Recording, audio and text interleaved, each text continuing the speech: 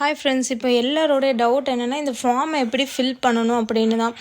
இப்போ என்ன ஃபில் பண்ணணும்னா, ஃபஸ்ட்டு நம்மளுடைய ஓட்டு வந்து நமக்கு எப்போ வந்து நம்ம ஓட்டு வாங்கியிருக்கோம் அப்படிங்கிறத பார்க்கணும். 2002க்கு முன்னாடி ஓட்டு நமக்கு இருந்துச்சுனாக்கி இந்த 2 பாக்ஸு ஃபில் பண்ணணும். இல்லை அதுக்கப்புறமா தான் நம்ம வந்து அப்ளை பண்ணி இந்த ஓட்டு நமக்கு கிடச்சிருக்குன்னா இந்த 2 இதுவுமே நம்ம ஃபில் பண்ண தேவையே கிடையாது. ஃபஸ்ட் என்ன எழுதணும், நம்மளுடைய ஆதார் கார்டில் இருக்கக்கூடிய டேட் ஆஃப் பர்த் வந்து இதில் எழுதணும்.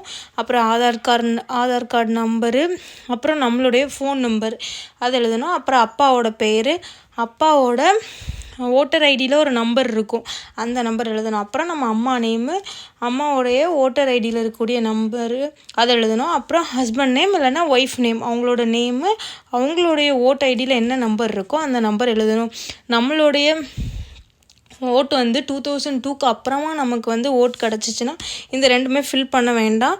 நம்மக்கிட்ட வந்து இதில் மட்டும் கீழே நம்ம வந்து இதில் வந்து நம்ம கீழே ஒரு சைன் வைக்கணும். அப்புறம் வந்து அந்த வாக்குச்சாவடின்லே அவங்க நம்மகிட்ட வாங்க வருவாங்கள்ல, அவங்க இதில் ஒரு சைன் வச்சு இதை வாங்கிட்டு போயிடுவாங்க. சப்போஸ் நம்ம வந்து 2002லேயே நமக்கு வந்து ஓட்டர் ஐடி வந்துட்டு அப்படின்னா இந்த 2 பாக்ஸு ஃபில் பண்ணணும். அப்போது அவங்களுடைய 2002லேயே ஓட்டு வந்துச்சு அப்படின்னா அவங்களுடைய நேமு, அவங்களுடைய ஓட்டர் ஐடி நம்பரு, அப்புறம் ஆல்ரெடி அவங்களுடைய சொந்தக்காரங்க யாருக்காவது இருக்கும்ல, அவங்களோட அப்பா இல்லை அம்மா, அவங்களோட யாருக்குள்ளதாவது இதில் நம்ம ஃபில் பண்ணணும். அப்போ அவங்களோட பேர், அவங்க அப்பாவா அம்மாவா என்னென்னு எழுதணும், மாவட்டம், மாநிலம் என்னென்னு எழுதி